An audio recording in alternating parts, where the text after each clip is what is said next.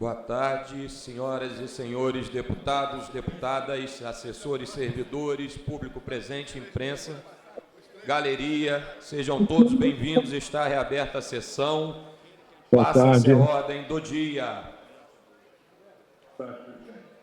Boa tarde, deputado Samuel Malafaia. Seja bem-vindo, meu querido amigo.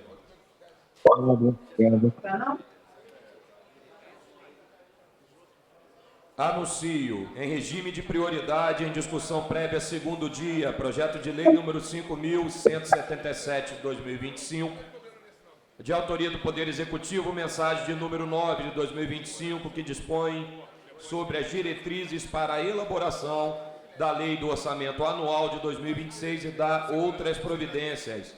Parecer da Comissão de Orçamento, Finanças, Fiscalização Financeira e Controle favorável. Relatoria do deputado André Correia. Em discussão. Para discutir, deputado Vinícius Cozzolino, por favor.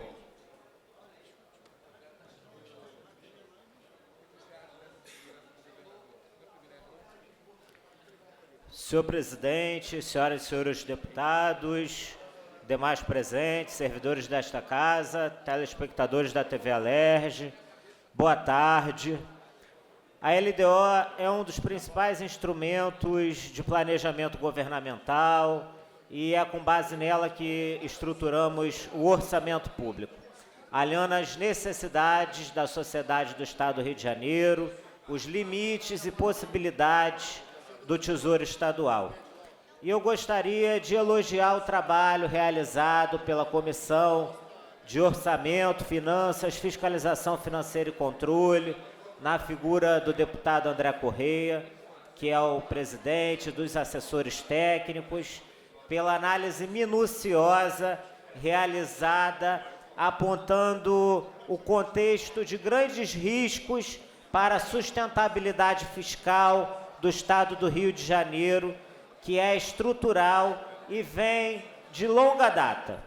O parecer, senhor presidente, alerta para perigos que ameaçam o nosso equilíbrio fiscal e a continuidade dos serviços públicos aos cidadãos, indicando aspectos críticos das previsões das receitas e das despesas que indicam um elevado déficit orçamentário de aproximadamente 16 bilhões de reais para o próximo ano, 19 bilhões de reais para 2027 e 22 bilhões de reais para 2028.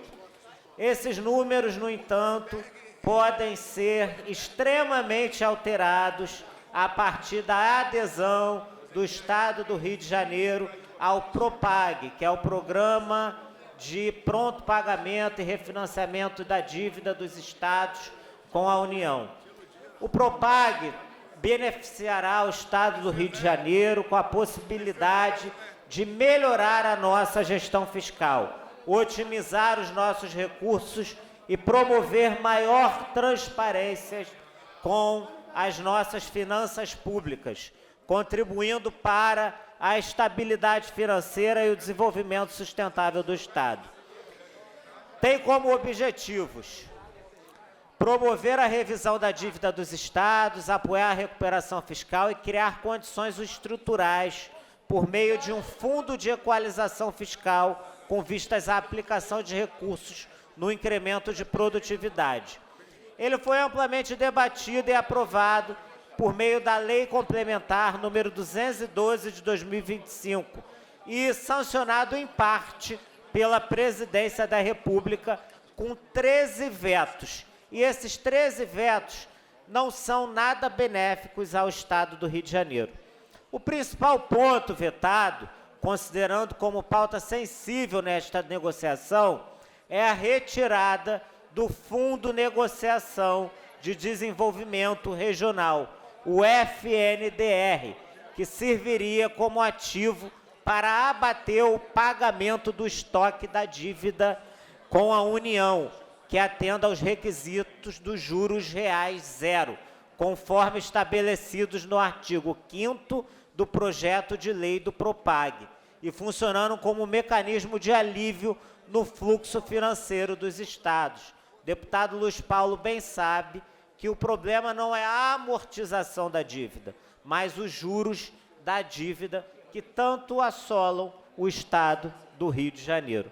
Nesse contexto, é essencial a união de todos os partidos políticos que aqui estão e que também compõem o Congresso Nacional, nessa articulação das bancadas, dos deputados federais, principalmente de partidos, deputado Flávio Serafini, como o PP, o PT, o PL, para fortalecer a luta pela derrubada do veto do FNDR no Propag. Essa união é fundamental para garantir que interesses do Estado sejam preservados e que recursos e benefícios previstos no programa possam ser utilizados de forma plena, contribuindo para o desenvolvimento e a melhoria da gestão pública no Estado do Rio de Janeiro. Contar com apoio suprapartidário é essencial para sensibilizar o governo do presidente Luiz Inácio Lula da Silva na derrubada desse veto. E, sob o aspecto das receitas, eu gostaria de frisar que para o próximo ano nós não temos a previsão de receitas extraordinárias, como foi o caso da venda da SEDAI, como foi o caso também de, por exemplo, a venda da folha de pagamento. Então, seria muito oportuno que nós conseguíssemos a antecipação da concessão da SEG, né, de antecipar a renovação. Na verdade, seria melhor ainda, deputado Luiz Paulo, que se fosse feita uma nova concessão da SEG. E isso angariria alguns bilhões para o cofre do Estado do Rio de Janeiro. Outro ponto sensível é a nova lei de isenção do imposto de renda de R$ 5.000 e o Estado do Rio de Janeiro titulariza o imposto de renda retido na fonte dos servidores. A nova Lei Federal 1087 de 2025, na qual o impacto vai derrubar também a arrecadação desse tributo. Em relação ao ICMS, eu cheguei a comentar hoje, numa audiência pública, que nós tivemos, por conta da Lei Complementar 192 de 2022 e da Lei Complementar 194 de 2022, uma estimativa de perda de 15 bilhões na nossa arrecadação. E com o aumento da alíquota modal de 18% para 20%, nós tivemos um aumento em torno de 3,6%. O ICMS é o nosso principal imposto, é o nosso principal produto de arrecadação. Ele representa praticamente 40%, 44% da nossa arrecadação total. E esse aumento na alíquota modal, ele não comportou essa perda da arrecadação da lei federal. Então, nós precisamos arrumar meios alternativos para suprir essa arrecadação, principalmente considerando a nossa dívida pública, que é altíssima, e considerando também, né, essa revisão dos benefícios fiscais, que é premente. É uma tarefa que o presidente Bacelar já tem sinalizado aqui para o segundo semestre do ano legislativo, porque a nossa despesa tributária, ela é uma despesa altíssima e que corresponde a cerca de 1/3 da nossa arrecadação total do imposto. Eu apresentei aqui na LDO do ano passado uma emenda, a emenda de número 74, que foi aprovada pela Comissão de Orçamento como subemenda e que teve por objetivo incluir no quadro demonstrativo informações de resultados socioeconômicos relativos aos benefícios fiscais, como contrapartidas nas formas da Lei 8445 de 2019, lei que, inclusive, está sob apreciação de sua reformulação por essa casa. Mas temos cobrados aqui da CEPLAG, da Cefaz, que esse detalhamento venha a ser observado conforme desejado e conforme publicado na LDO. E como deputado municipalista, presidente Bacelar, outro ponto que eu gostaria de levantar é relativo à distribuição dos recursos públicos para as emendas impositivas. O Estado do Rio de Janeiro, ele proporcionalmente não é só o menor Estado que conta com 0,37% da receita líquida de impostos, mas nominalmente ele também é o segundo menor Estado com as emendas impositivas por deputado. Para se ter noção, ao comparar os demais entes da federação que já estabeleceram em suas constituições as emendas impositivas, o percentual médio aplicado é de 1,2% da receita corrente líquida. E considerando um indicador de arrecadação superior ao que o Estado do Rio de Janeiro vem utilizando. No ranking entre os estados, o Rio de Janeiro ocupa a última posição. Minas Gerais, por exemplo, um estado vizinho que também está em regime de recuperação fiscal, aplica 2% de sua receita corrente líquida. E um parecer técnico da Comissão de Orçamento, é claro, ao enfatizar a importância do planejamento orçamentário realista, transparente e pautado pela responsabilidade, merece os nossos aplausos. E eu gostaria de frisar, por fim, alguns instrumentos de aumento de arrecadação, como o projeto de lei 1849 de 2020, que institui o regime especial de controle e fiscalização de pagamento ao contribuinte de ICMS, considerado devedor quanto mais, que merece a atenção da presidência dessa casa, né, classificando aquele devedor que não é apenas um mero devedor, mas um devedor quanto mais, então que merece o rigor da Fazenda Estadual. O projeto de lei complementar 32 de 2020, de autoria dos deputados Rosenberg Reis e Célia Jordão, que trata sobre a transação tributária e que tem o condão de aumentar a arrecadação com aquelas dívidas que são consideradas de difícil, né, arrecadação. Hoje, no Colégio de Líderes, foi comentado por Vossa Excelência a intenção do governo de mandar para essa casa uma mensagem sobre o refis, o que também é de grande valia, e o projeto de lei 910 de 2023, de minha autoria, que visa aprimorar a transparência nos dados da dívida ativa do nosso Estado. Eu acredito que essas são medidas que contribuem para o aumento da arrecadação e que, portanto, precisam ser tratadas aqui nesta casa. Muito obrigado. Eu que agradeço, deputado Vinícius Cozzolino. Para discutir, deputado Flávio Serafini, por favor.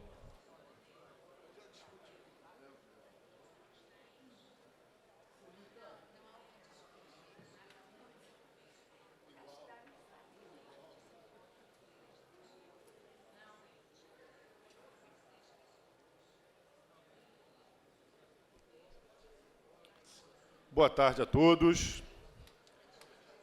Venho à tribuna hoje debater o projeto de Lei de Diretrizes Orçamentárias para o ano de 2026, encaminhado pelo governador Cláudio Castro. É um projeto que salta os olhos por prever déficits bilionários para os próximos anos. Quando a gente olha um projeto de diretrizes orçamentárias como esse, a gente tem que pensar onde esteve o governador nos últimos anos que não conseguiu levar o Estado do Rio de Janeiro para outro caminho que não fosse o de prever déficits que, em 2026, vão chegar a 16 bilhões, 2027, 19 bilhões e 2028, 21 bilhões de reais. As diretrizes orçamentárias do governo Cláudio Castro são as diretrizes orçamentárias de um governo quebrado e que vai deixar para os próximos anos e para o próximo governo um cenário de quebradeira. Mas é importante, antes de debater alguns dos problemas dessa proposta de lei de diretrizes orçamentárias, a gente contextualizar alguns elementos. Cláudio Castro já é governador do estado do Rio de Janeiro há mais de 5 anos. Ele governou a metade do mandato passado e agora já está quase na metade do 3º ano do 2º mandato. Nesse período, ele contou com receitas extraordinárias, com vantagens orçamentárias, que nenhum outro governo usufruiu na história recente do estado do Rio de Janeiro. Cláudio Castro se beneficiou da venda da SEDAI, com mais de 20 bilhões de reais, num contrato mal feito, que deixou para o morador do estado do Rio de Janeiro uma conta de água cada vez mais cara. Mas o governador Cláudio Castro usufruiu de bilhões e bilhões de reais da venda da SEDAI. Cláudio Castro usufruiu da adesão ao regime de recuperação fiscal e ficou sem pagar a dívida com a União por 2 anos. E depois foi pagando a dívida escalonada ano a ano. E qual foi o resultado dessas receitas extraordinárias, desses benefícios orçamentários? O resultado é que ele deu um calote nos servidores públicos do Estado, não garantiu sequer a recomposição inflacionária e, ano após ano, as despesas com custeio têm crescido mais do que o orçamento e mais do que as despesas com pessoal. O que Cláudio Castro tem feito? Arrochado os servidores e aumentado as despesas com a máquina. E aí a gente vê contratos sem licitação, licitações multimilionárias em áreas como, por exemplo, a Proderj, que ninguém vê o benefício para o estado do Rio de Janeiro. Que a gente vai na educação, não teve modernização do sistema, é o mesmo há 10 anos. A gente vai na saúde, não teve modernização do sistema, é o mesmo há muito tempo. Falando das áreas que gerem as grandes políticas públicas. Então, que tanta modernização é essa que o governo do estado tem feito, gastado bilhões por ano, que não se revertem em nenhum benefício à população do estado do Rio de Janeiro? Não tem mais transparência, não tem mais eficiência nas políticas públicas, a fila da saúde é uma bagunça. Para onde está indo esse dinheiro de uma máquina pública que está cada vez mais cara, enquanto os servidores são cada vez mais arrochados? Mais arrochados e também assistindo e denunciando a piora dos serviços públicos. Porque não tem área do Estado hoje que não faltem servidores. Falta servidor na educação, falta servidor na saúde, falta servidor na segurança pública, falta servidor na fazenda, falta servidor em todas as áreas do governo do Estado. Ainda assim, Cláudio Castro projeta um déficit para os próximos anos bilionário, que é maior, e isso é importante, é maior do que todos os recursos que o governo tem em caixa. Porque quem está nos assistindo pode se perguntar, como que o governo está fechando as contas se ele está apostando em orçamentos que são deficitários já há alguns anos? Porque ele está raspando a poupança de recursos que o Estado tem em diferentes áreas. O Fundo de Habitação tinha recursos bilionários, Cláudio Castro está raspando. O FECAM tinha recursos bilionários, Cláudio Castro está raspando. Não para investir nessas áreas, mas para fechar as contas dessa máquina que ele deixa cada vez mais caro. Mas agora, ele projeta para os próximos anos déficits que não podem ser pagos nem se ele raspar todos os recursos de todos os fundos que o Estado do Rio de Janeiro ainda tem. Então, dessa vez, o que Cláudio Castro está desenhando para o Estado do Rio de Janeiro é uma quebradeira. Uma quebradeira que vem, mais uma vez, arrochando os seus servidores, porque a lei não faz referência à recomposição das perdas salariais dos seus servidores. Faz referência a quê, então? Ao crescimento descontrolado dessa máquina que Cláudio Castro não fez inchar desde que assumiu o governo do Estado. Aliás, desde antes, desde quando ele ainda era vice-governador e fazia visitas suspeitas e clandestinas, com mochila nas costas, com figuras obscuras das relações entre o Estado e o setor privado no Estado do Rio de Janeiro. A gente precisa encontrar saídas para o Estado. E essa saída passa necessariamente pelo controle desse gasto descontrolado com a máquina pública e com os esquemas de Cláudio Castro. Mas precisa mais que isso. Precisa, por exemplo, aumentar a arrecadação. Aumentar a arrecadação cobrando de quem deve ao Estado, da dívida ativa, facilitando os mecanismos de cobrança, como, por exemplo, com uma legislação para caracterizar o devedor quanto mais, com a revisão dos subsídios fiscais, e aí um elemento importante. O governo prevê que com a reforma tributária entrando em vigor em 2032, o Estado do Rio de Janeiro vai ter uma situação melhor de arrecadação, o que é verdadeiro. Mas é importante se saber que a reforma tributária, ela prevê que a arrecadação de cada Estado vai guardar uma proporcionalidade com aquilo que o Estado arrecadou nos anos anteriores. Então, se a gente não fizer uma revisão dos subsídios fiscais agora, que se reverta em crescimento da arrecadação nos próximos anos, quando vier a reforma tributária, o Estado do Rio de Janeiro terá direito a arrecadar menos. E ali não vai ter mais subsídio fiscal, não vai ter mais isenção, não vai ter mais guerra fiscal.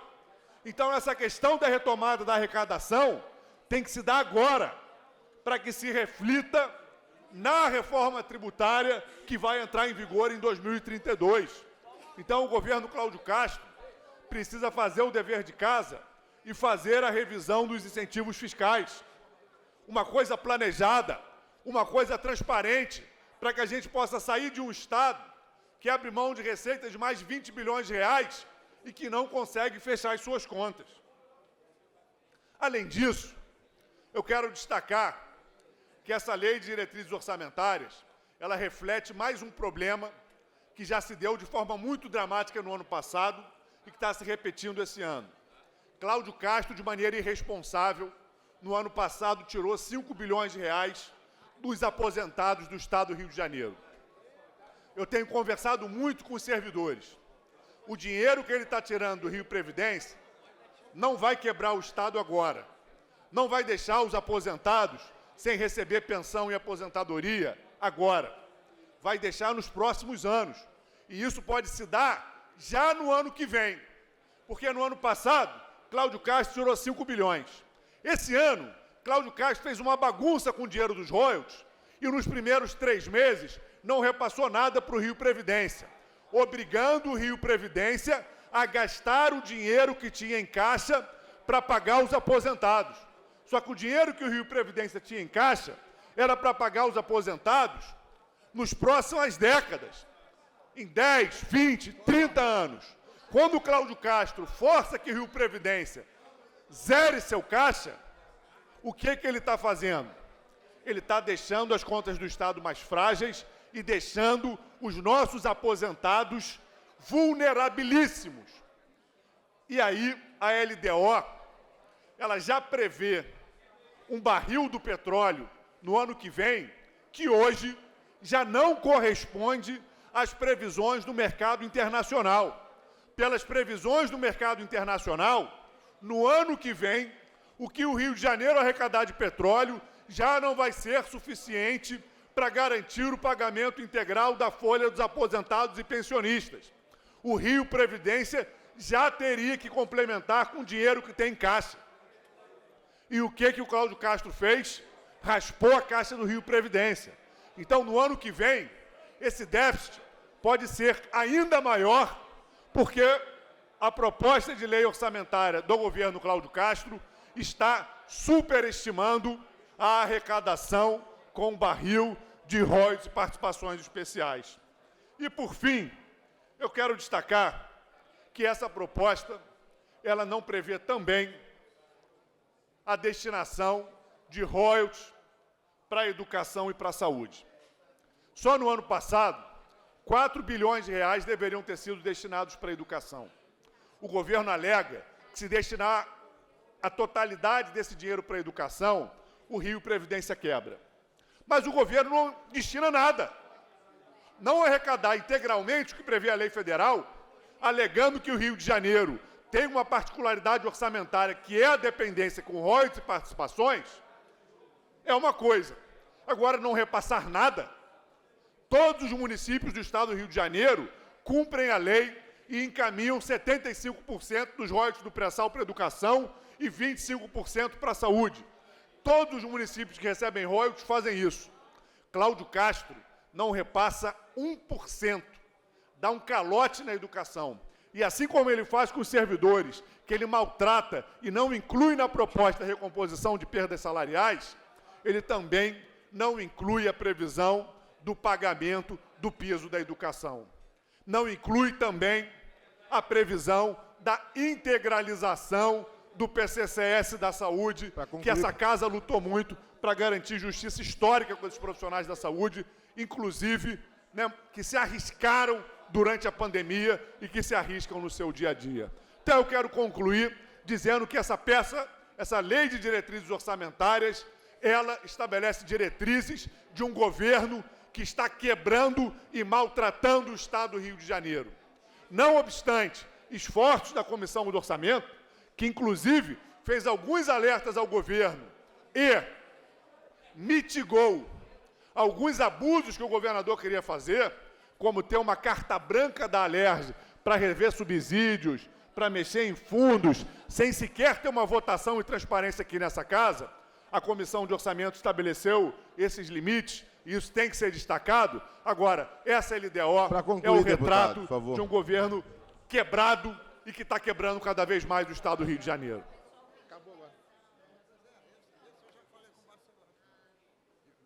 Senhor presidente, o senhor me permite? Por gentileza, pela deputado ordem. Luiz Paulo, e próximo orador inscrito já pode se posicionar na tribuna, deputado Rodrigo Amorim.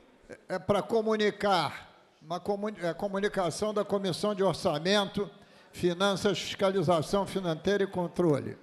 Comunicado. Apresentação de emendas à Lei de Diretrizes Orçamentárias. Informa aos senhores deputados, membros deste Poder Legislativo, que as emendas a serem apresentadas ao projeto de lei 5177 de 25, mensagem número 9 de 25, do Poder Executivo, que dispõe sobre as diretrizes para a elaboração da Lei do Orçamento Anual de 26 e da outras providências, deverão ser entregues nos dias 15, 16, 19, 20 e 21 de maio corrente, conforme o artigo 199 do Regimento Interno. O recebimento e o registro das emendas pela Comissão de Orçamento se dará pelo protocolo do sistema de elaboração de emendas, que deverá ser promovido pelos autores. O sistema ficará aberto para a entrega das emendas desde 10 horas do dia 15 de maio de 25 até às 18 horas do dia 21 de maio de 2025. Sala das Comissões, 14 de maio de 25, deputado Carlos Macedo, presidente em exercício. Obrigado.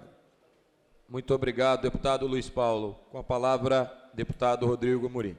Senhor presidente, serei absolutamente breve, mas não poderia deixar de fazer uso da palavra nesse momento. Em primeiro lugar, para uma constatação de que o parlamento, sem dúvida nenhuma, dentro de um processo democrático. Todos nós que aqui estamos fomos eleitos por uma parcela significativa da população, cada um representando as suas pautas, as suas vertentes ideológicas. E, por óbvio, o parlamento, como própria verdadeira acepção da palavra diz, é o lugar de se falar, de se debater, de criar a sua retórica e a sua narrativa, inclusive quando ela é mentirosa. Eu quero aqui refutar, com muita educação, mas refutar a oportunidade em que, sobretudo, a oposição tem de, num momento emblemático de fortalecimento do Poder Legislativo, de um projeto que foi amplamente discutido na Comissão de Orçamento, e eu, senhor presidente, para não dizer que não vi nenhum, vi pouquíssimos deputados, dentre os quais aqueles que ficam vociferando aqui na tribuna, presentes para discutir tecnicamente os aspectos atinentes à Lei de Diretrizes Orçamentárias. O que eu quero dizer é que é muito fácil jogar para a plateia, vir à tribuna, fazer vídeos, tentar dizer para o seu próprio público, sem cumprir a sua função parlamentar de discutir na Comissão de Orçamento, verdadeiramente, de forma técnica, os aspectos referentes ao orçamento. E, desde já, presidente, desafio a muitos deputados que falaram hoje, aqueles deputados que falaram ontem, que falaram, inclusive, sem nenhum conhecimento ou embasamento técnico, e faço isso com total disposição para debater e faço a parte que for necessário para o deputado que queira fazer e discutir tecnicamente o orçamento comigo, que participei ativamente das discussões que antecederam a remessa desse projeto aqui para o plenário. E falo isso porque ouvi aqui críticas à questão, por exemplo, da desvinculação dos fundos. Ora, existe um aspecto político que tem sido hábito da esquerda por mais de 2 décadas, de tentar, eles que não conseguem vencer uma eleição para o Executivo, eles tentam imobilizar o orçamento, criando regras pelas quais o chefe do Poder Executivo, eleito pelo povo do Rio de Janeiro, portanto, aquele gestor do orçamento do Estado, fica impedido de apresentar e promover os gastos e as aplicações e implementar as políticas públicas que acha pertinentes. Portanto, ao longo de 2 décadas, a esquerda, sobretudo, tem apresentado projetos no sentido de dizer que uma parcela do orçamento deverá ser obrigatoriamente destinada para aplicação numa política específica, criando um fundo setorial para isso. E a gente tem uma conta que, efetivamente, o chefe do Poder Executivo, ele pode se valer para a aplicação daquilo que considera importante no seu plano de governo e para o qual foi eleito, de apenas um percentual ínfimo do efetivo orçamento do governo do Estado. Então, de forma muito coerente, precedida por colégio de líderes, a gente discutiu e acordou com todas as lideranças, inclusive fazendo exceções à regra que foram aceitas dentro do colégio de líderes, e digo aqui algumas. A política, por exemplo, de enfrentamento à tuberculose foi excepcionalizada pela regra. Outras políticas de caráter ambiental também foram excepcionalizadas pela regra. Mas era necessário, naquele momento, e tomara, faço aqui, rogo que, no que depender do meu mandato, e tenho certeza que de muitos colegas, nós esse ano e no outro ano, e se Deus quiser na próxima legislatura, nós continuaremos até findar com essa péssima política de imobilizar o orçamento através de fundos, que a gente continue descentralizando e apontando recursos provenientes desses fundos para custeio de outras despesas muito mais relevantes. Portanto, foi uma decisão do Parlamento Fluminense, não só do Poder Executivo, acordado em colégio de líderes, votado e aprovado nesta casa. Eu não posso também ouvir e não reagir aos argumentos, por exemplo, no que diz respeito ao servidor.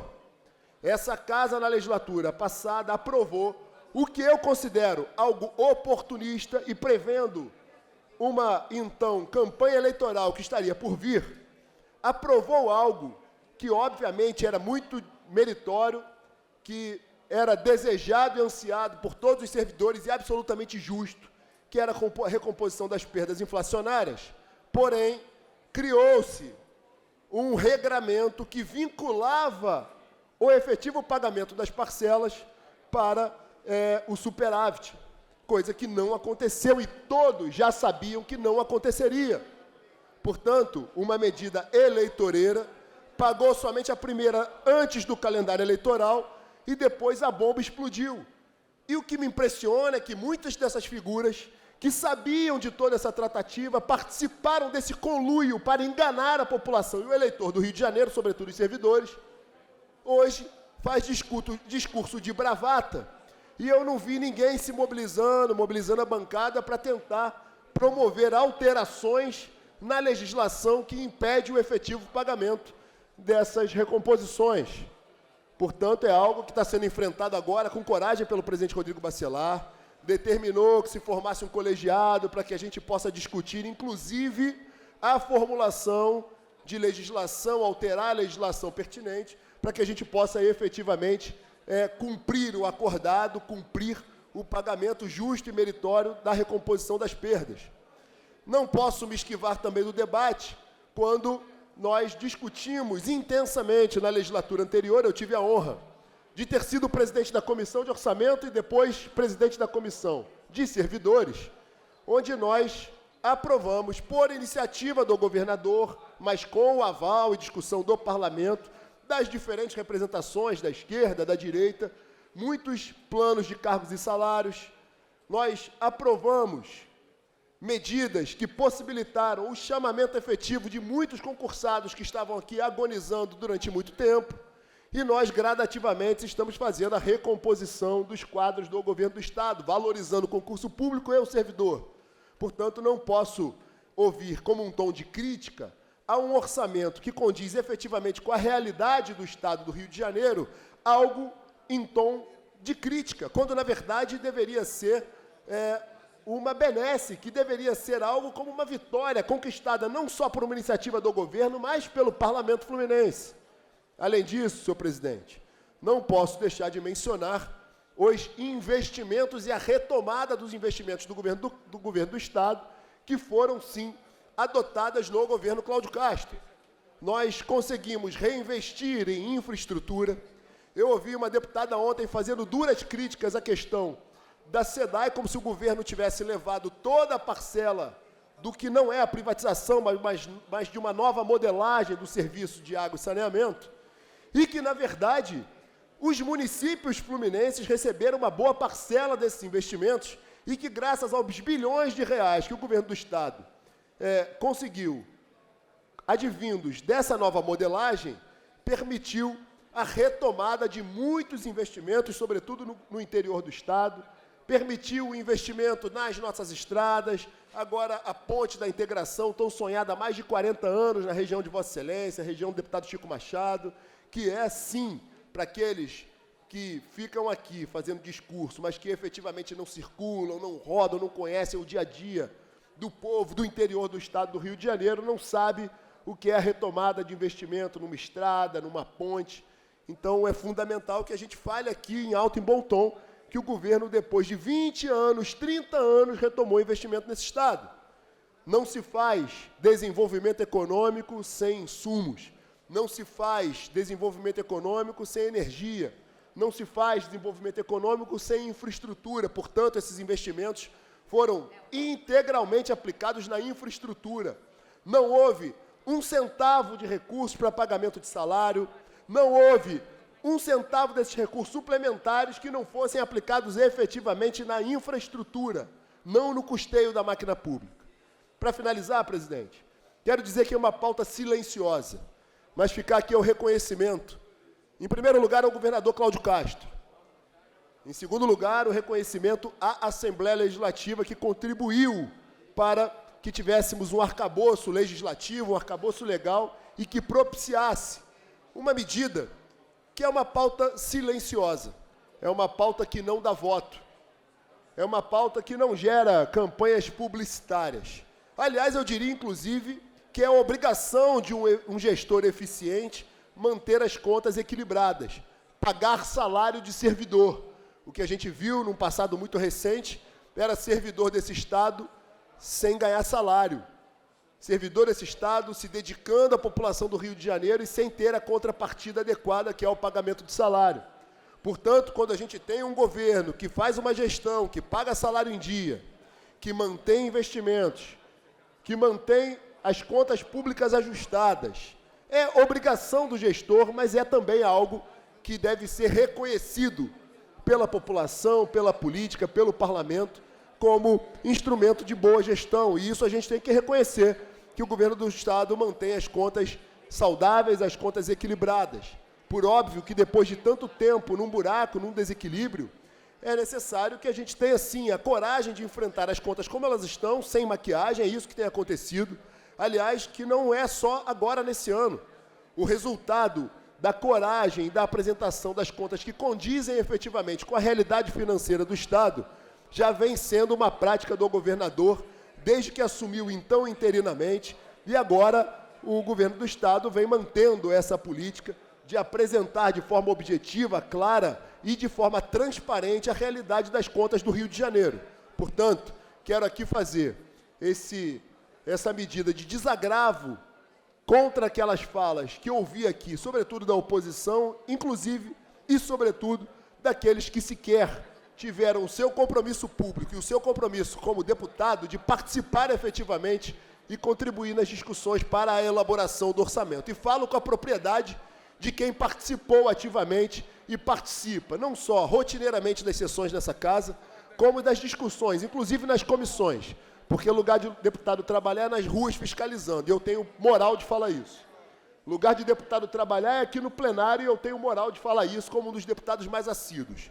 E lugar de deputado trabalhando é no gabinete atendendo, mas, sobretudo, participando ativamente das comissões temáticas dessa casa, e eu participo de todas elas, então tenho, como se diz no popular, moral de falar daquilo que a gente discutiu nas comissões e, por fim, chega ao plenário.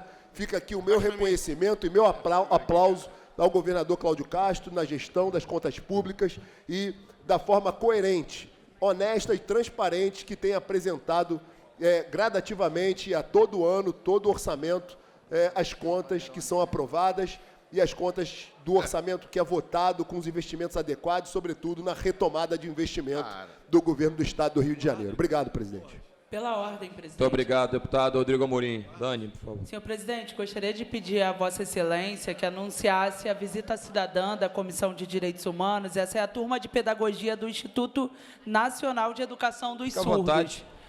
Muito obrigada, presidente. Sejam todos bem-vindos aqui ao parlamento. É uma honra muito grande para a gente recebê-los.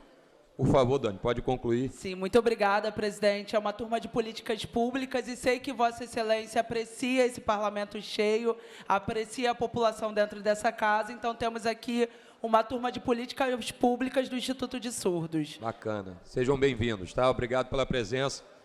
Senhor presidente. Não havendo mais quem queira discutir, encerrada a discussão. A proposta retorna à Comissão de Orçamento, Finanças e Tributação para recebimento de emenda. Senhor presidente.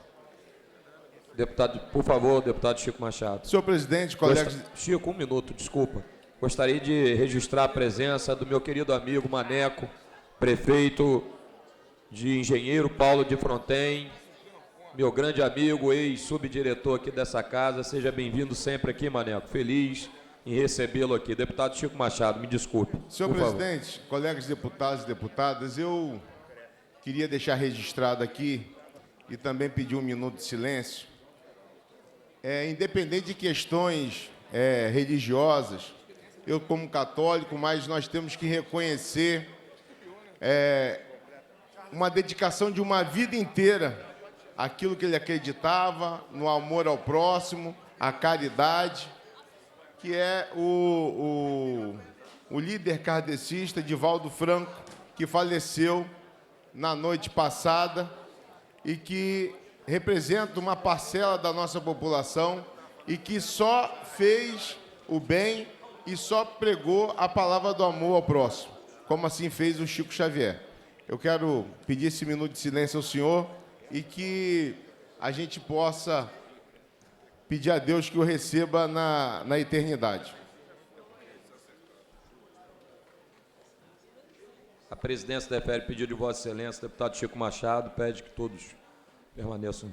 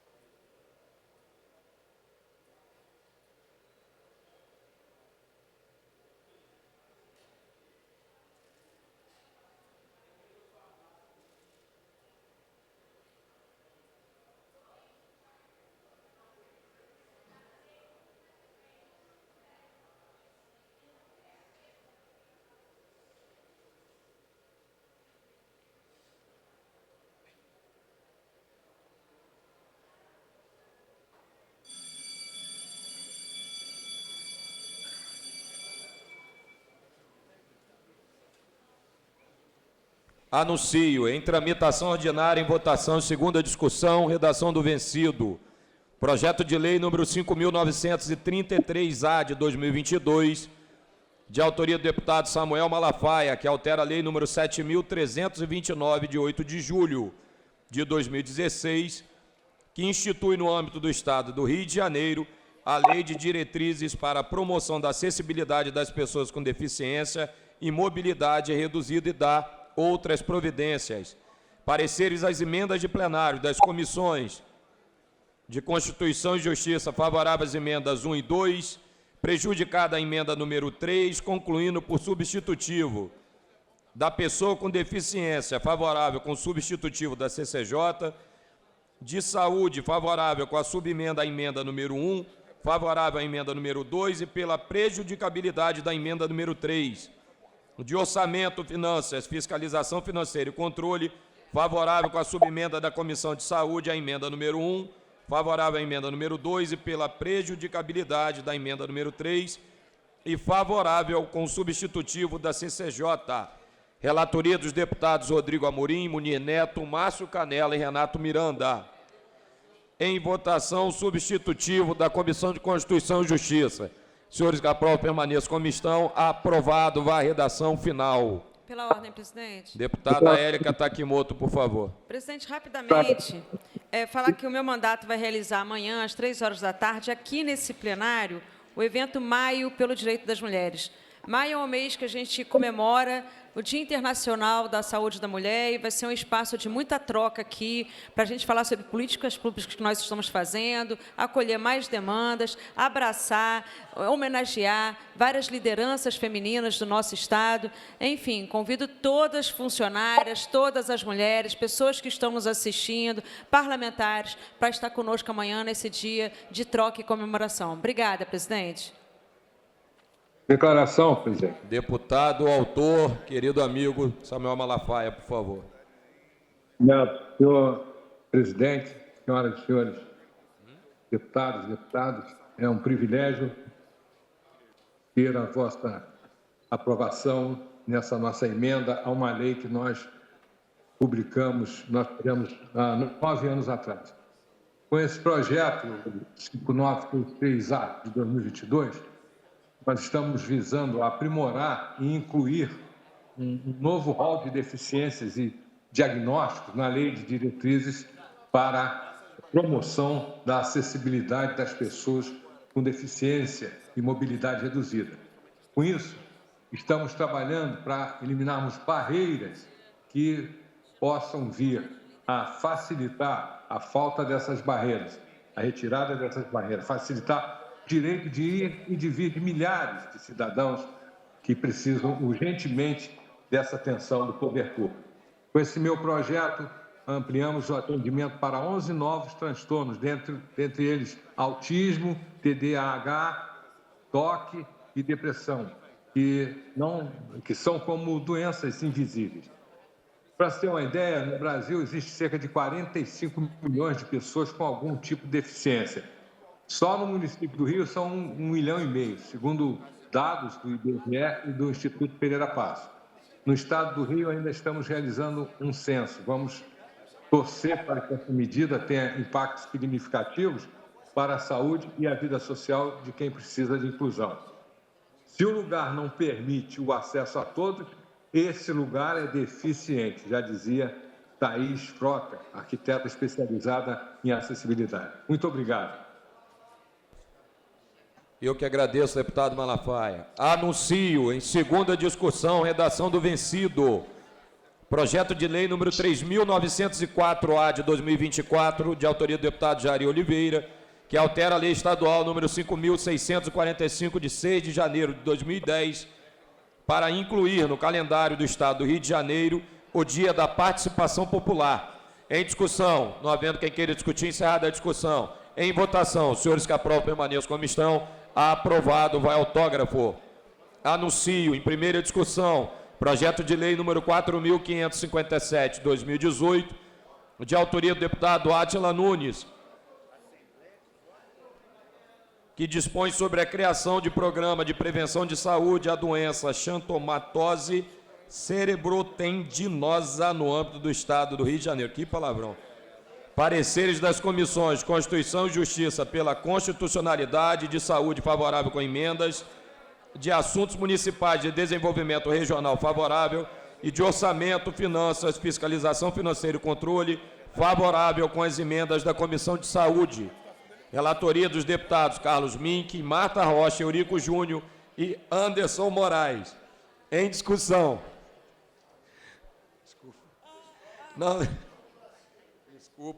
Não havendo quem queira discutir, encerrada a discussão. Em votação, as emendas da Comissão de Saúde. Senhores que aprovam, permaneçam como estão. Aprovado. Em votação, projeto assim emendado. Senhores que aprovam, permaneçam como estão. Aprovado. Vai a redação do vencido para a segunda discussão. Deputado Amorim, mostra por gentileza o deputado Luiz Paulo, por favor, o documento. Anuncio. Projeto de lei número 1923, de 23, de autoria da deputada Verônica Lima, que declara como patrimônio cultural e imaterial do Estado do Rio de Janeiro o Parque das Ruínas. Pareceres das comissões de Constituição e Justiça pela Constitucionalidade, de Cultura favorável, de Assuntos Municipais de Desenvolvimento Regional favorável. Relatoria dos deputados Luiz Paulo, Tande Vieira e Renato Machado. Em discussão, não havendo quem queira discutir, encerrada a discussão. Em votação, os senhores que aprovam permaneçam como estão. Aprovada em primeira e retorna em segunda discussão. Anuncio projeto de lei número 2.930, de 2024, de autoria do deputado Tiago Rangel, que denomina a Estação das Barcas de Charitas, localizada na cidade de Niterói, Estado do Rio de Janeiro, como a Estação Paulo Gustavo Amaral Monteiro, ou Estação Ator Paulo Gustavo. Pareceres das comissões de Constituição e Justiça pela Constitucionalidade com emendas, de Transporte favorável com as emendas da CCJ, de Assuntos Municipais e de Desenvolvimento Regional favorável também com as emendas da CCJ. Relatoria dos deputados Luiz Paulo, Giovanni Ratinho e Renato Machado. Em discussão, não havendo quem queira discutir, encerrada a discussão. Em votação, as emendas da Comissão de Constituição e Justiça. Senhores que aprovam, permaneçam como estão. Aprovado. Em votação, o projeto assim emendado. Senhores que aprovam, permaneçam como estão. Aprovado. Vai a redação do vencido para a segunda discussão. Anuncio o projeto de lei número 4.229, de 2024, de autoria do deputado Fred Pacheco, que altera a lei número 5.645, de 2010, para incluir no calendário oficial do Estado do Rio de Janeiro o Dia Estadual dos Aventureiros, a ser comemorado anualmente no terceiro sábado do mês de maio. Parecer da Comissão de Constituição e Justiça pela Legalidade e relatoria do deputado Rodrigo Amorim. Em discussão, não havendo quem queira discutir, encerrada a discussão. Em votação, os senhores que aprovam permaneçam como estão. Aprovado em primeira e retorna em segunda discussão. Anuncio. Muito obrigado. Anuncio. Em discussão única, projeto de resolução número 537 de 2023, de autoria da deputada Renata Souza, que concede o Prêmio Cidadania, Direito e Respeito à Diversidade a Dário Firmino, pai Dário. Parecer da Comissão de Normas Internas e Proposições Externas favorável. Relatoria do deputado Renato Miranda. Em discussão, não havendo quem queira discutir, encerrada a discussão. Em votação, senhores que aprovam permaneçam como estão. Aprovado, vai à promulgação. Anuncio o projeto de resolução número 1039 de 2024, de autoria da deputada Marina do MST, que concede o prêmio Baobá Cozinha Solidária Acará. Parecer da Comissão de Normas Internas e Proposições Externas favorável. Relatoria do deputado Rodrigo Amorim. Em discussão, não havendo quem queira discutir, encerrada a discussão. Em votação, senhores que aprovam permaneçam como estão. Aprovado, vai à promulgação. Anuncio projeto de resolução número 1157 de 2024, de autoria do deputado Vinícius Cosolino, que concede a medalha Tiradentes e seu respectivo diploma a Tiago Santos Salles, editor executivo da revista Justiça, e Cidadania. Parecer da Comissão de Normas Internas e Proposições Externas favorável. Relatoria do deputado Felipe Poubel. Em discussão, não havendo quem queira discutir, encerrada a discussão. Em votação, senhores que aprovam permaneçam como estão. Aprovado, vai à promulgação. Anuncio indicação legislativa número 400 de 2024, de autoria do deputado Tiago Galhaço, que solicita ao excelentíssimo senhor governador do Estado do Rio de Janeiro o envio de mensagem dispondo sobre o programa de regularização instantânea de débitos de veículos automotores. Parecer da Comissão de Indicações Legislativas favorável, relatoria do deputado Jari Oliveira. Em discussão, não havendo quem queira discutir, encerrada a discussão. Em votação, senhores que aprovam permaneçam como estão. Aprovado, vai à publicação. Anuncio indicação legislativa 421 de 24, de autoria do deputado Yuri Moura, que solicita ao excelentíssimo governador do Estado do Rio de Janeiro o envio de mensagem dispondo sobre o convênio com a União, por intermédio da Agência Nacional de Energia Elétrica, ANEEL, com o objetivo de delegar competências para execução de atividades descentralizadas em regime de gestão associada dos serviços públicos de energia para a Agência Reguladora de Energia e Saneamento Básico do Estado do Rio de Janeiro, a Genersa. Parecer da Comissão de Indicações Legislativas favorável, relatoria da deputada Dani Monteiro. Em discussão, não havendo quem queira discutir, encerrada a discussão. Em votação, os senhores que aprovam permaneçam como estão. Aprovado, vai à publicação.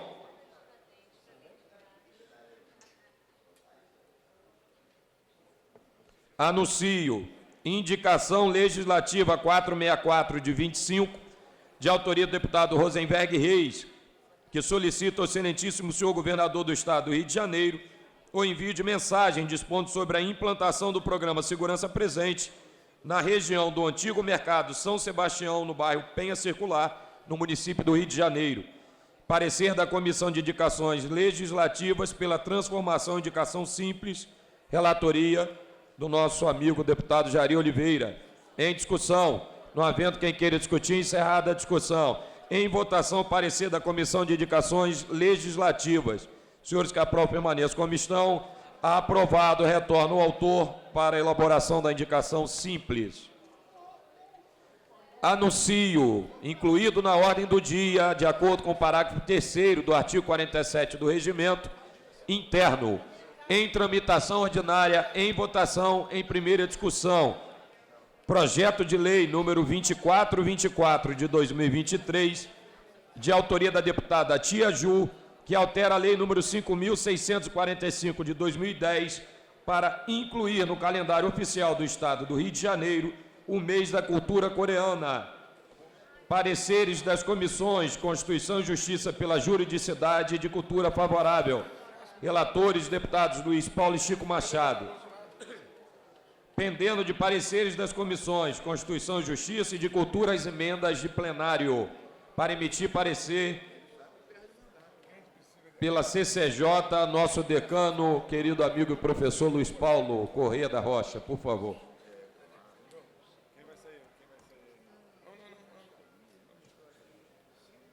Senhor presidente, PL 2424 de 23 é de autoria da deputada Tia Ju. As emendas são da deputada Tia Ju. Então, meu parecer é favorável às emendas de plenário. Muito obrigado. Seja bem-vindo, meu querido amigo Douglas Gomes, de volta a casa. Para emitir parecer pela Comissão de Cultura, deputado Carlos Mink, por favor. Presidente democrático Bacelar, o projeto da deputada Tia Ju inclui no calendário oficial o mês da cultura coreana. Acho que cada vez mais a gente deve estimular o conhecimento das outras culturas, sobretudo uma cultura de paz. O mundo está atravessado por guerras insanas que destroem populações, desperdiçam recursos que deviam de estar indo para o combate à fome, para a questão da mudança climática. Então, acho que a gente estimula a paz quando a gente faz o intercâmbio. Portanto, parecer altamente favorável ao projeto 2424 da deputada Tia Ju. Muito obrigado, deputado Mink. Com os pareceres emitidos, em votação, parecer da Comissão de Constituição e Justiça, as emendas de plenário. Senhores que aprovam, permaneçam como estão. Aprovado. Em votação, projeto assim emendado. Senhores que aprovam, permaneçam como estão. Aprovado. Vai a redação do vencido para a segunda discussão. Incluídos na ordem do dia, de acordo com o parágrafo 1º do artigo 47 do Regimento Interno, em tramitação ordinária em primeira discussão, projeto de lei número 3.185 de 2024, de autoria dos deputados Rodrigo Amorim, Carlos Mink, Fred Pacheco, Luiz Paulo, que declara como patrimônio histórico, cultural e material do Estado do Rio de Janeiro o América Futebol Clube. Pareceres das comissões de Constituição e Justiça pela constitucionalidade com emenda, de Esporte e Lazer, favorável com a emenda da Comissão de Constituição e Justiça, relatoria dos deputados Guilherme Delaroli e Carlinhos BNH, pendendo de parecer da Comissão de Cultura. Para emitir parecer pela Comissão de Cultura, deputada Sara Pôncio, por gentileza, nos dê a honra, uma vez que Mink é autor do projeto.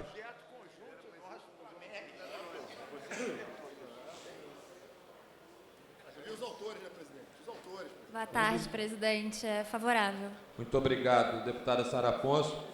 Com o parecer emitido, em votação, a emenda da Comissão de Constituição e Justiça. Senhores que aprovam, permaneçam como estão. Aprovado. Em votação, projeto assim emendado. Senhores que aprovam, permaneçam como estão. Aprovado. Vai a redação do vencido para a segunda discussão. Nada mais havendo a tratar na ordem do dia, passa-se ao expediente final. Primeiro orador inscrito, o deputado Luiz Paulo. Agradeço a presença de todos os deputados. Ao controle de acesso ao plenário, conforme deliberado hoje no Colégio de Líderes, que assim a gente mantém um bom ambiente de trabalho para os parlamentares. A presidência convida o deputado Douglas Gomes, se puder assumir aqui a presidência para fazer o expediente final, eu lhe agradeço.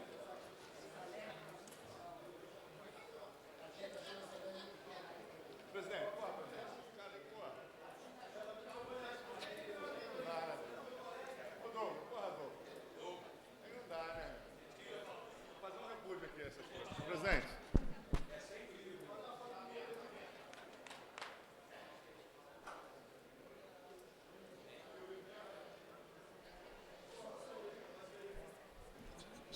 Com a palavra, deputado.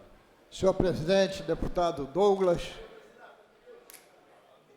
é um prazer ver Vossa Excelência, tão novo na casa, assumindo a presidência do expediente final.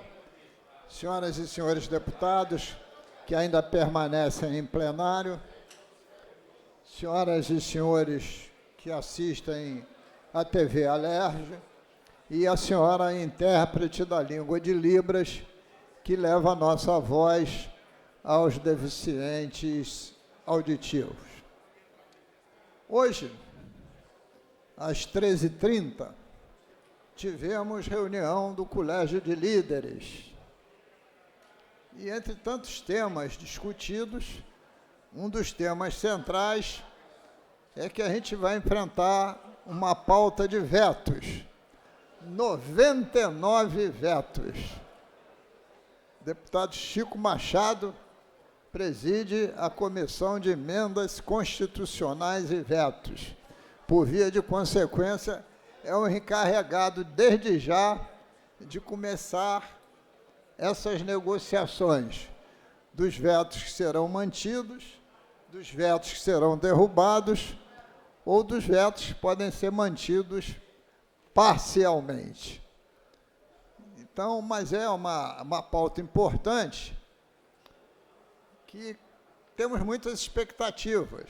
Eu, por exemplo, luto para derrubar o veto do projeto do IPVA, né? Recording stopped. Porque ficou o projeto incompleto porque um artigo foi vetado. E o próprio tempo de você parcelar o IPVA já está terminando, salvo erro de memória, termina em junho, mas ele está manco, né? Então, estou dando exemplo de um veto importante para mim, mas tem vetos importantes para todos os outros 69 parlamentares.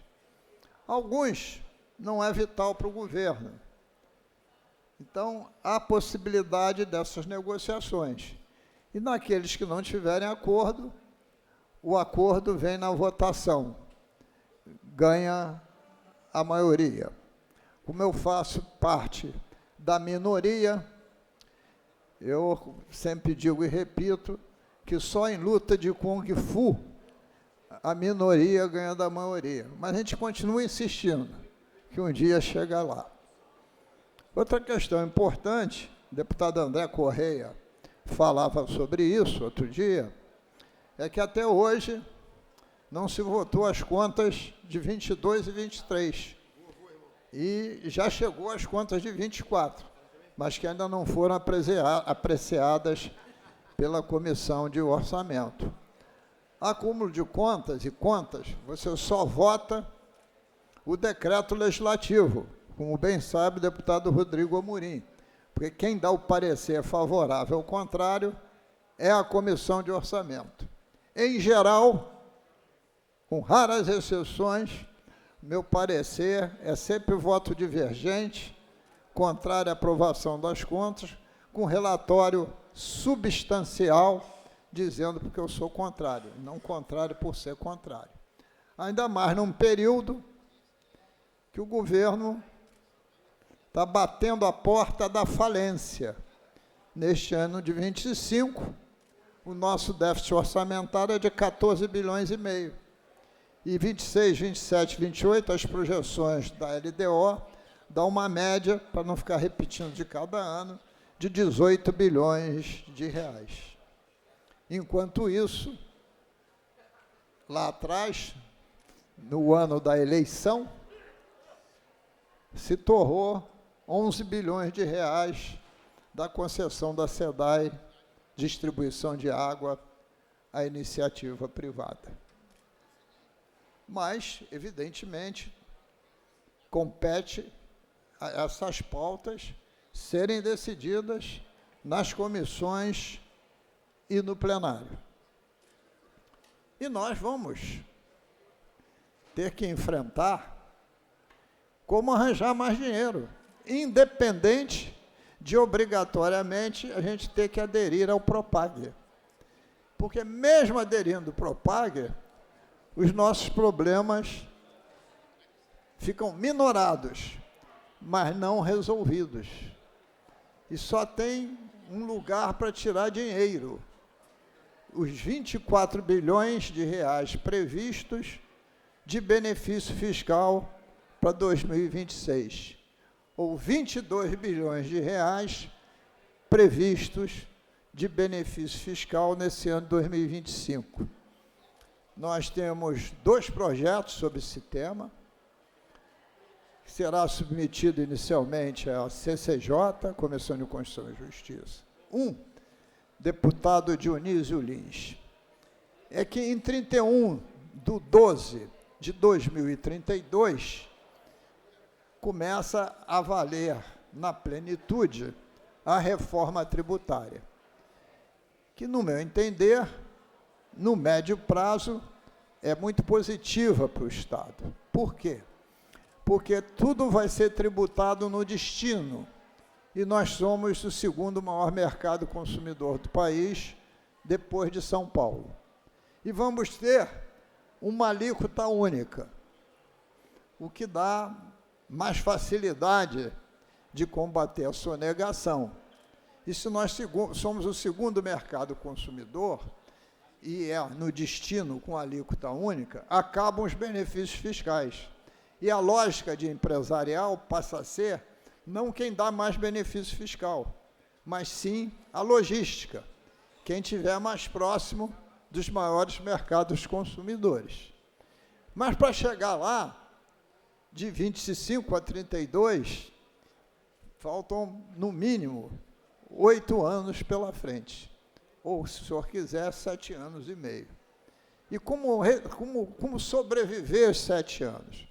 Com adesão ao Propag, e em um dos projetos, se eu gasto esse ano de 22 bilhões de reais em incentivo fiscal, partindo do pressuposto que o nosso PIB estadual é 1 trilhão, eu estou gastando 2,2% do PIB estadual em incentivo fiscal, gerando pouquíssimos empregos e não produzindo aumento de renda. Então, é possível, a gente, nesse prazo de 25 a 32, numa escadinha, a gente chegar na virada de 32 para 33, gastando 1% do PIB, a metade. Cairia de 22 bilhões para 11 bilhões. Se eu dividir 11 bilhões por 7 anos, eu consigo arrecadar mais aproximadamente 1,5 bilhão. Já é algum dinheiro, 1,5 bilhão de reais. Segundo projeto, que será apreciado na CCJ, que é a primeira comissão, também diz respeito a benefício fiscal. E a lógica, deputada Amorim, é muito fácil de se entender. Todos os benefícios fiscais dados com redução de alíquota ocorreram quando a nossa alíquota basal do ICMS era 18 pontos percentuais. Inclusive o Repetro, que a Petrobras e as outras concessionárias usufruem. A alíquota era 18, foi reduzida para 3 pontos percentuais. Mas, no final do ano passado, a nossa alíquota basal passou de 18 para 20 pontos percentuais. Pegando o Repetro como exemplo, ele deixou de ter uma redução de 15 para ter uma redução de 17, 20 menos 3. Então, o que a gente deseja é que essas alíquotas que têm redução subam 2 pontos percentuais para manter a mesma redução original. E com isso a gente pode arrecadar até 4 bilhões de reais, sendo 2 bilhões somente do Repetro. Repetro é fácil fazer a conta. Tem uma alíquota de 3. Nós estamos arrecadando de ICMS no Repetro 3 bi por ano. Se aumentar para 5, vamos arrecadar 5 bilhões, dá mais 2 bilhões. Então, esses são os 2 primeiros projetos. No meu entendimento, não tem nenhum viés de inconstitucionalidade, não tem nenhuma alíquota absurda. Agora mesmo, o ministro do Supremo Tribunal Federal, Barroso, e junto com o tribunal, declarou constitucional o nosso FOT, que é o Fundo de Orçamento Temporário, que tira 10% dos benefícios fiscais, fora as exceções, deputado Dionísio Lins, que o senhor há de lembrar que é os incentivos fiscais para a compra dos táxis, da época do ministro Dornelles. Bom, dito isso, o ministro do Supremo disse que a regulação do tamanho do benefício é um dever de Estado. O Estado é que avalia. se aquele benefício está sendo produtivo ou não para ele. Que mexer no benefício não tem nenhuma ilegalidade. Só resta saber, e a gente está estudando isso, pedi para o procurador também, se quando você mexe num benefício fiscal, ele está sujeito só ao sistema nonagesimal, como acho, ou à anualidade. Então, é a única dúvida que ainda temos. Mas até a CCJ pautar, nós tiraremos essa dúvida. E lá, se for pelo princípio da anterioridade anual, né, a gente emenda lá e faz a correção devida. Então, era um pouco isso que queria noticiar, porque são decisões públicas. E também, nas terças-feiras, será o dia das pautas mais quentes, porque tem projetos do governo que chegaram já à casa. Tem da criação da Secretaria Nova de Agricultura, desmembrada da anterior, tem o projeto de lei que permite aos ex-governadores terem uma proteção extra de 4 agentes, etc., como tem em Brasília com os presidentes da República e outras unidades federativas, e outros projetos estão para chegar. Então, também os senhores deputados procurem estar atentos às pautas e estarem presentes, principalmente, mas não só, às terças-feiras, deputado Ratinho. Muito obrigado, senhor presidente. Obrigado, deputado Luiz Paulo. Obrigado por essa aula. Antes eu assistia via YouTube, agora participando e assistindo dessa aula pessoalmente. Próximo orador dessa tarde, deputado Giovanni Ratinho.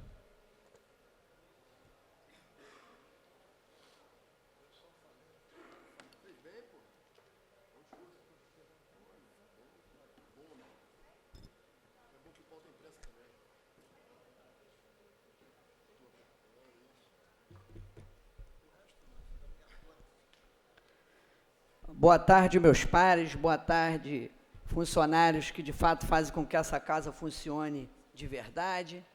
Boa tarde, presidente Douglas Gomes. Um privilégio hoje fazer uso aqui desta tribuna, honrosa tribuna, ao comando de Vossa Excelência presidir nesta casa. Bom, gente, eu começo aqui o meu discurso parabenizando o deputado federal da minha cidade, São João de Meriti, por ter destinado 20 milhões para a área da saúde do município de São João de Meriti e já foi pago. Deputado federal Bebeto é um deputado muito atuante, tive o privilégio de ter sido vereador com ele, no qual aprendi muito em São João de Meriti, porque Bebeto hoje está no seu 7º mandato, apesar de é o seu primeiro de deputado federal, mas já vem trabalhando muito em prol do nosso estado do Rio de Janeiro. E o deputado Bebeto, ele, no ano de 2024, ofício 30/2024, de seu gabinete, fez um pedido por aprovação única à CIB, então, à época, ministra Nízia Trindade, e esse recurso já foi empenhado e pago nas contas do município de São João de Meriti, onde o ex-deputado estadual e hoje, então, prefeito de São João de Meriti, Léo Vieira, já pôde fazer uso dessa verba destinada para São João de Meriti. Mas o que me traz aqui hoje fazer uso dessa tribuna é porque hoje, quando abri as redes sociais, me deparei, eu que sou filho de uma educadora, minha mãe foi professora por muitos anos em São João de Meriti, e irmão também de uma educadora, que Deus o tenha, a minha irmã já é falecida e minha falecida mãe também. Minha mãe ajudou muito na alfabetização de crianças, jovens e até mesmo adultos na minha cidade.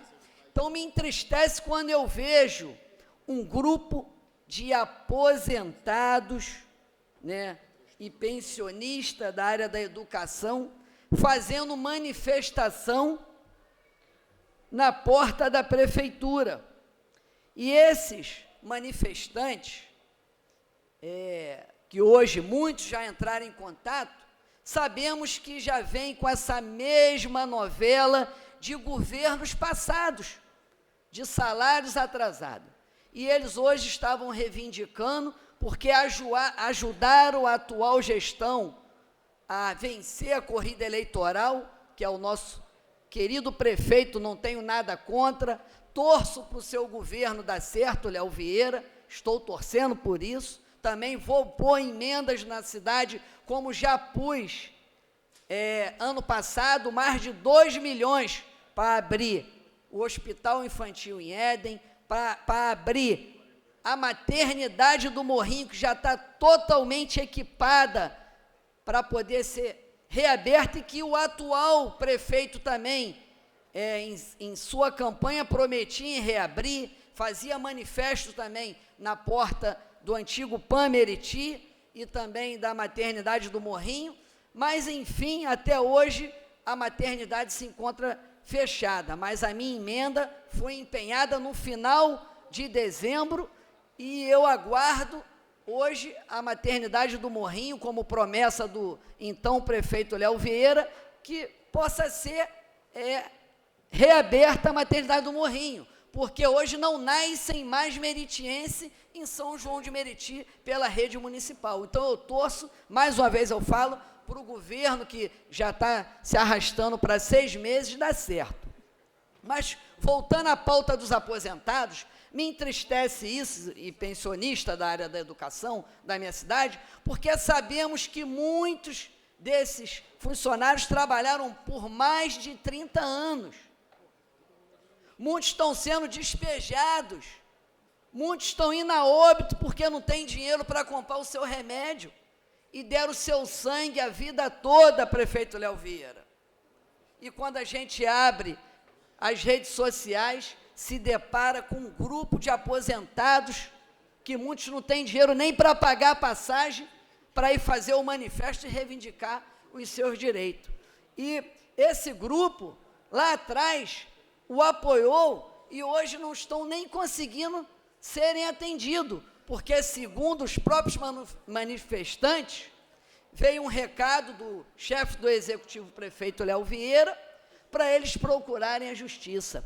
E o mesmo atrás fez um planejamento, um cronograma, e prometeu que ia pagar até o 5º dia útil todo o salário dos aposentados e pensionistas e servidores do Estado.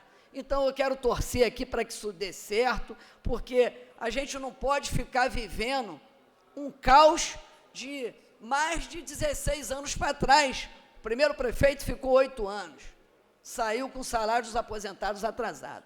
Segundo prefeito, também saiu com o salário dos aposentados atrasado. E agora está entrando uma nova gestão, que a gente reza para dar certo, e aí continua a mesma mesmice. E o outro problema que eu quero mencionar aqui nesta tribuna é porque também me procuraram um grupo de pessoas que prestaram concurso público. Muitos saíram dos seus empregos, que é a área dos ACS em São João de Meriti. Deputado Rodrigo Amorim, são mais de 300 que prestaram concurso público, passaram bonito, já fizeram exame de aptidão, já fizeram exame médico, estão aguardando a posse. E a gente sabe que o ACS, ele atende as pessoas nas suas residências, os acamados. Então, a prefeitura, eu vejo ali no Diário Oficial, não para de nomear cargos comissionados, mas convocar esses mais de 300 pessoas, que a maioria são moradores de São João de Meriti, merecem tomar posse. Então, eu quero deixar aqui o meu recado para o prefeito, para o seu irmão Luciano Vieira, que tem um enorme apreço, dobrei com ele, está fazendo também um belíssimo trabalho em Brasília, dobrei para deputado com ele na área da Costa Verde, o norte e o noroeste do estado, mas que possa intervir junto ao seu irmão, já que são parceiros, para poder convocar os ACS, porque muitos já entregaram seus empregos, que eram de carteira assinada, e almejam assumir as atribuições de ACS. Então, eu clamo aqui o prefeito Léo Vieira, né, porque sabemos que esses salários dos ACS, quem vai arcar com essa despesa é o governo federal. Então, por que não convocar essas pessoas que prestaram o concurso público para a ACS? Então, eu deixo aqui o meu recado, presidente. Muito obrigado por ter me deixado fazer uso dessa tribuna. Eu cheguei aqui já quase no expediente final, e que Deus abençoe a vida de todos nós. Obrigado, deputado Giovanni Ratinho. Eu aqui até parabenizo Vossa Excelência pelo seu cuidado, né, com o vosso município, e faço das suas palavras as minhas também. Eu super concordo que deva ter esse comprometimento, principalmente com os nossos aposentados, que estão aí sofrendo também. Recebi algumas denúncias do município de São João de Meriti, principalmente também sobre o chamamento desses aprovados, né, para que logo sejam chamados, e como Vossa Excelência bem disse, eles serão pagos pelo governo federal, através do recurso do governo federal, e coloco o nosso mandato também à disposição para que a gente continue cobrando, para que de fato os nossos aposentados, todos os profissionais concursados ali no município de São João de Meriti, sejam de fato respeitados. Com a palavra o próximo orador, deputado Rodrigo Amorim.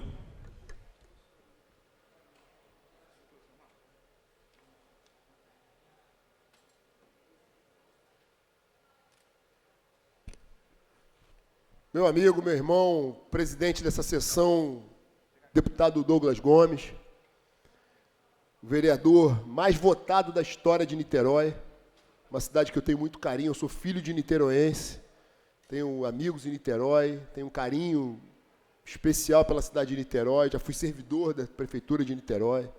Então, muito me honra ter Vossa Excelência presidindo essa sessão, que antes de mais nada é meu amigo pessoal, meu irmão. Dizer que muito orgulho ao Parlamento Fluminense, sobretudo ao campo conservador, ter Vossa Excelência conosco aqui, nos ajudando a fortalecer as trincheiras do fortalecimento das pautas conservadoras, da defesa incondicional da família, da liberdade econômica. Então, muito me orgulha ser presidido por Vossa Excelência. Queria lhe dar boas-vindas. Saudar todos aqueles que nos assistem pela TV Alerj. Antes de adentrar efetivamente no que vou falar de forma muito objetiva, que é um projeto de lei que apresentei recentemente, quero saudar aqui aos bravos guerreiros CFSD 2014, e aí me refiro especialmente àqueles que se mantêm ainda na luta, de cabeça erguida, por conta das questões de história. Quero fazer um reconhecimento aqui de duas figuras importantes nesse processo.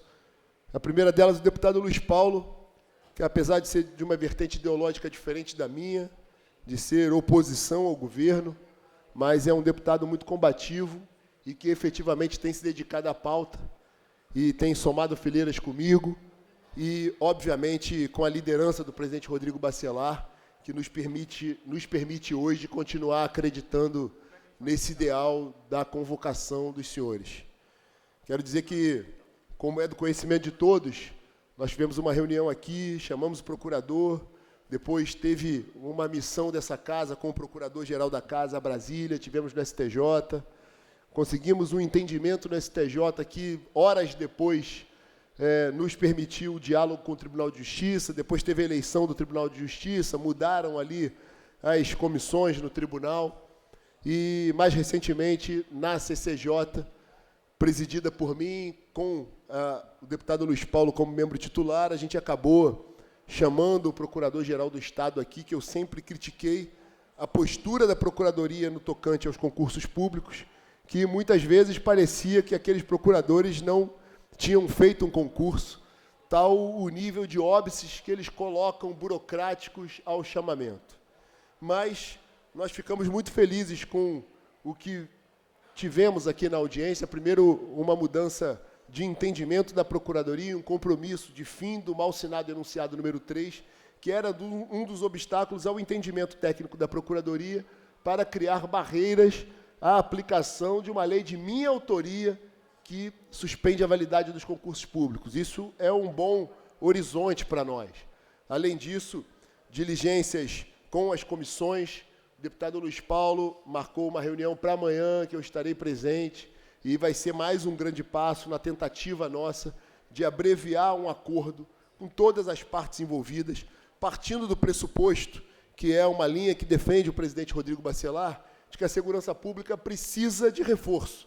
A segurança pública precisa de recomposição das nossas forças, precisa suprir o déficit operacional. Isso se faz com concurso público, obviamente, mas isso se faz também respeitando os concursos públicos anteriores. O que aconteceu com esses homens e mulheres, presidente, foi uma covardia sem precedente, uma fraude ao concurso público, onde criaram questões, deputado professor Josemar, estapafúrdias.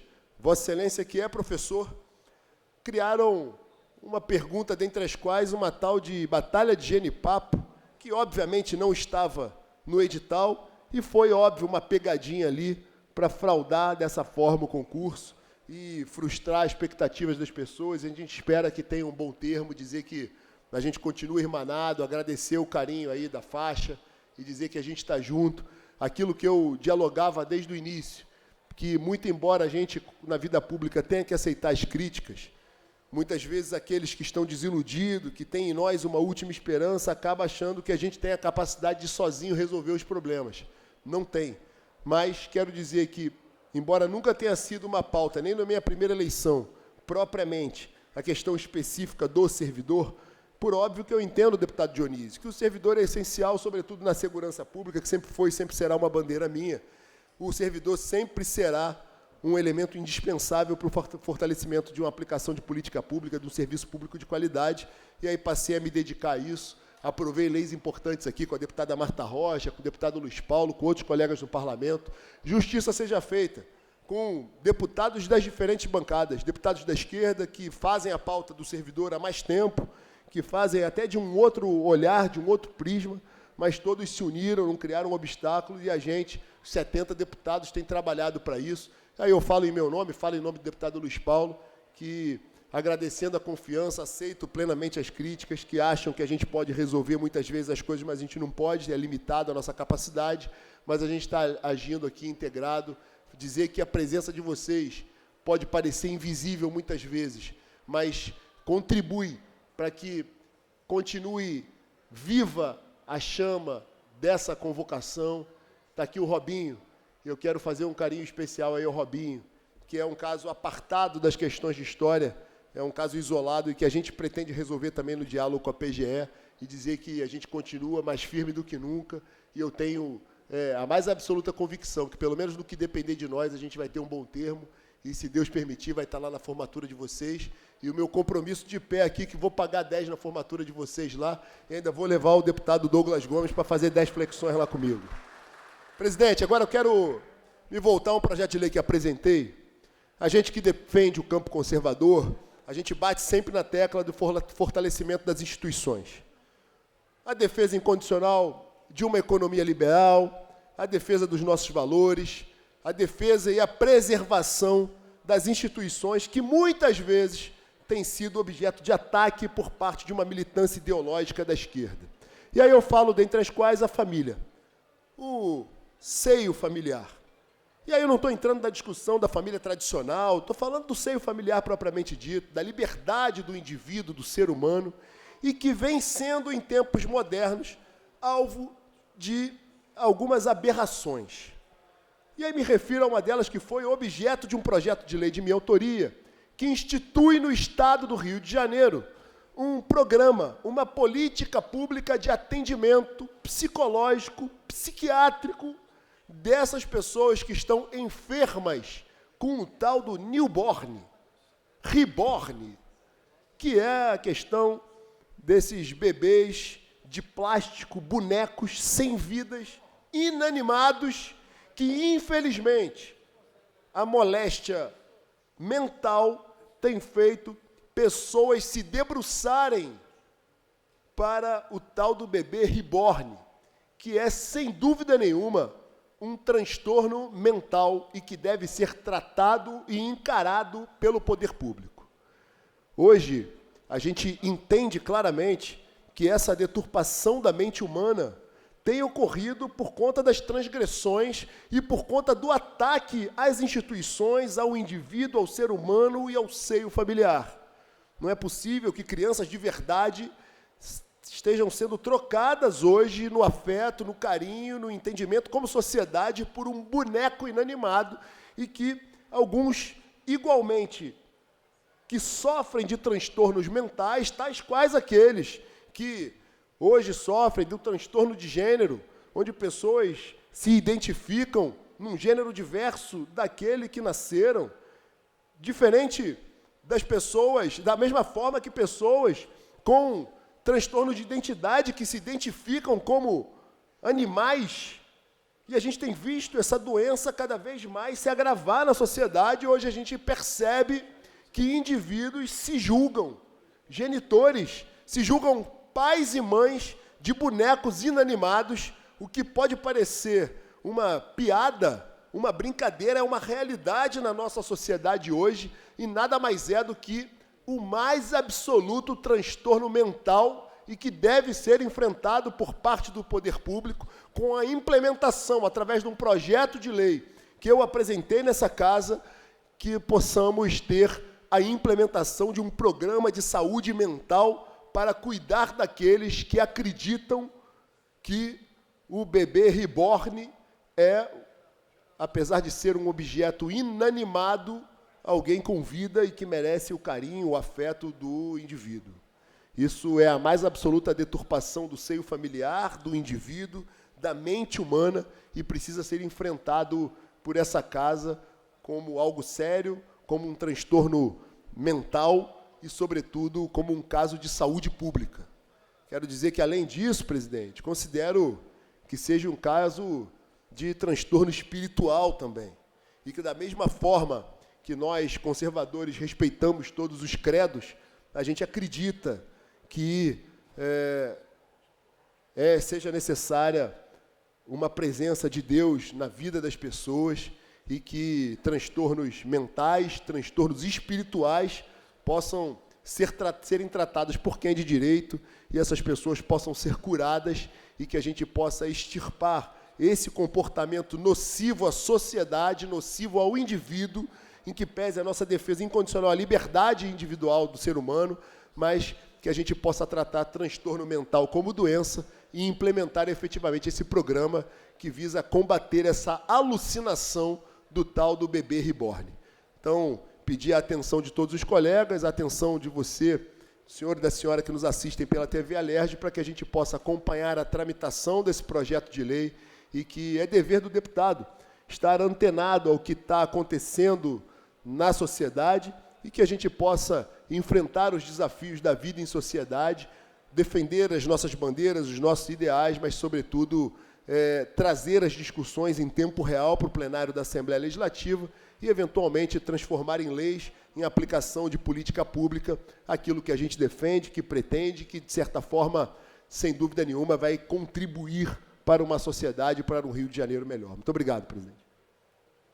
Obrigado, deputado Rodrigo Amorim. Concordo com Vossa Excelência. É uma preocupação que a gente tem conversado bastante sobre essa questão e é importante a gente apresentar essa opção da pessoa que queira ser cuidada, que queira ser tratada e pode contar com o meu apoio. Antes de finalizar a sessão, eu queria aqui fazer um agradecimento, né? Na verdade, parabenizar o coronel, nosso comandante-geral, Coronel Menezes, Coronel Aristeu, que é o comandante do BOP, como também o delegado Felipe Cury, secretário da Polícia Civil, pela excelente ação ocorrida ontem no Complexo da Maré, deputado Rodrigo Amorim, onde tivemos aí êxito na busca, né, na falecimento, né? Infelizmente a gente não queria que o resultado fosse esse, resultado que nós todos queríamos, deputado Dionísio, é que o cidadão fosse preso e recuperado, mas infelizmente quando a polícia adentra na comunidade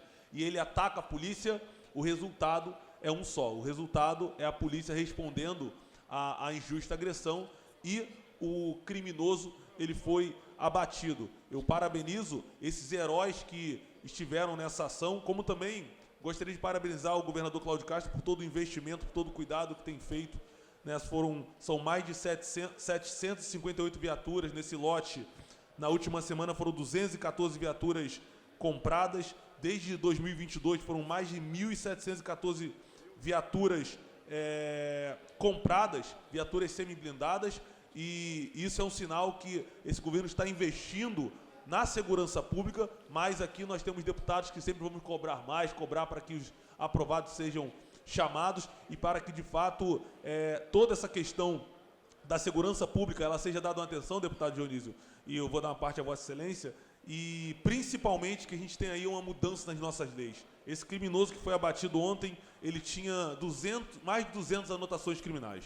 Não é possível, não é cabível alguém que usa arma de guerra, alguém que atenta contra o Estado diariamente, que tem 200 anotações, ele fica livremente atuando nas ruas do Rio de Janeiro, pondo terror na população. Então, vamos cobrar os nossos deputados federais e também apoiar todos aqueles que estão diariamente atuando. Com a palavra, deputado Dionísio. Nobre e querido presidente em exercício, deputado Douglas Gomes, devo endossar suas palavras. A polícia do Estado do Rio de Janeiro, comandada efetivamente pelo governador Cláudio Castro, que chamou para si a responsabilidade da segurança pública, tem hoje um tema principal: devolver à população o direito de ir e vir. Lamentavelmente, o crime organizado está abusado.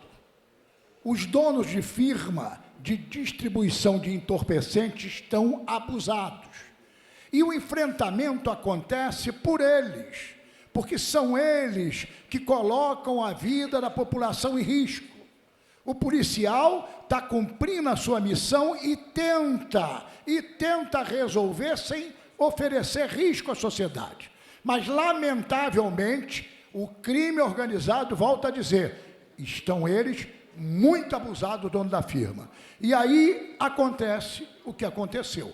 Agora, quando morre um policial, ninguém fala nada.